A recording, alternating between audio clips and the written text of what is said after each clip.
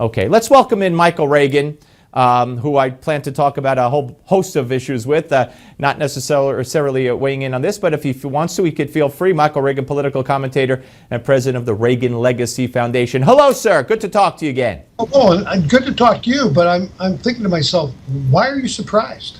I mean, we've had, 7 years of this with Barack Obama, so why would you be surprised that he acts the way he does? No, Michael, I'm not surprised. I'm disgusted. And the thing is, Steve, that it'd be nice if we were running against him again. Well, maybe not. It'd be nice if he was on the ticket and we could beat him, but he's not on the ticket. We got to worry about what is Hillary saying. What is Hillary doing? Is Hillary going to be able to, in fact, carry on with the nominating process when you look and see exactly how the courts are ruling and what's going on in her life? Oh, yeah. You mean Hillary, who tries to tell the truth all the time? Hillary, who's trashing the police and parading around with Trayvon Martin's mother and others? And you know, that Hillary, please, I'm with you. That Hillary. I'm with you. That is something, because that's a television ad in the general election. Absolutely. And listen, I tried to tell the truth, okay? Oh, there's so many television ads for the general election, so many. All right, so I know she's running left and then she's going to try to run center, but those ads are going to be out there. Now, let me ask you, let me start by asking you about, tonight in Nevada. I want to hear what you have to say, who you think's going to win and what it means for the election going forward on the Republican side. But you still believe that your dad would have no use for Donald Trump? Oh, absolutely. He just really wouldn't. I mean, he comes from a different era, Steve. He doesn't come from an era where you really demean people on a regular basis. He just doesn't come from that era. He comes from an area of looking for the better angels in all of us, not the evil in each and every one of us or the anger in each and every one of us.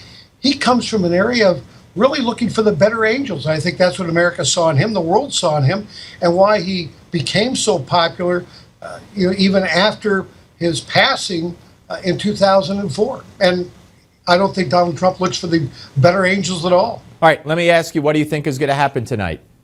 Well, I think everybody kind of knows what's going to happen. It's going to be, Donald Trump's going to win it, and the race is then on for second and third. Is Rubio going to be able to overtake Ted Cruz and take the second spot, tonight in the caucuses, or is he not? Where is he going to end up? It's still its second and third spot that we should really be concerned about, or they should be concerned about, as you go into Super Tuesday next week. But I was going to ask you, why? Why should we be concerned? Do you think there is a map or a potion or some kind of a scenario that will stop Trump after he wins Nevada?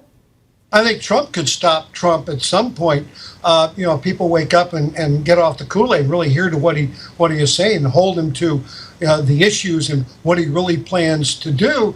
But no, I don't think at this point he is really stoppable, because you've got politicians going out and running for president as if they're politicians, and you have Donald Trump running for president as if he's just a shoot from the hip kind of guy who's a businessman. It's two different ways you're running a campaign. Everybody's been watching campaigns all these years be run by politicians, and right now they're stuck in second gear. They don't know how to get out of it, because the people who are consulting their campaigns, that's all the places they've been all these years, and they don't know how to get out of it. It's like a political quicksand of sorts, I guess. It really is. It's all about messaging. And Donald Trump, I say about my father, know what you believe and know why you believe it.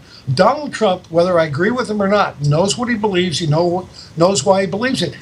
Everybody else, except maybe Cruz and Marco Rubio, are trying to get all the talking points all the time from their consultants, unless they fired him in the last 48 hours. Right. And when they do listen to their consultants, sometimes they get themselves in a world of trouble. But they're listening to consultants. It's like they're trying to remember. A perfect example, Jeb Bush, who I've known for a long time. Jeb Bush knows what he believes, but he doesn't know why he believes it. And he had to listen to his consultant to try and remember what it was he was supposed to say in the debate. That was so sad. That was just so sad. Let me ask you, who's the bigger threat to Hillary? Trump, Rubio, Cruz? Tom Fitton. Well, we're going to talk to Tom later on. I would actually say, the biggest threat to Hillary right now, if you look at the polls, is John Kasich's the biggest threat to Hillary. She doesn't have to worry about getting the nomination unless she's indicted at this point. But I think, when you talk about a race between Trump and Hillary, I think there's a lot of Republicans who would, wish that somebody else was totally into the race. And I think if Republicans get what they want, which is an indictment of Hillary, watch what you wish for, because if that happens, then you'll get a Joe Biden and you will give Republicans a place to go on Election Day other than Donald Trump. But Michael, Republicans have to know, and I hope this is drummed home, the Supreme Court, I mean, they're going to want Joe Biden. You're going to get the same nominees you would have got from Hillary. They want Joe Biden to appoint the next 2, 3 Supreme Court justices, as opposed to say what you will about Trump. If you like him or don't like him, you'll get served. Yeah, go ahead. Steve, let's be honest here. Most people tonight can't even spell caucus. And these are the same people who are going to be voting in November. And when we hold up a Constitution, who really reads the Constitution? I will tell you, they don't teach it in school anymore at all. All right, I got 30 seconds, Michael, not to interrupt. Right, but everybody else doesn't. I got 30 seconds. Who would you vote for, Biden or Trump?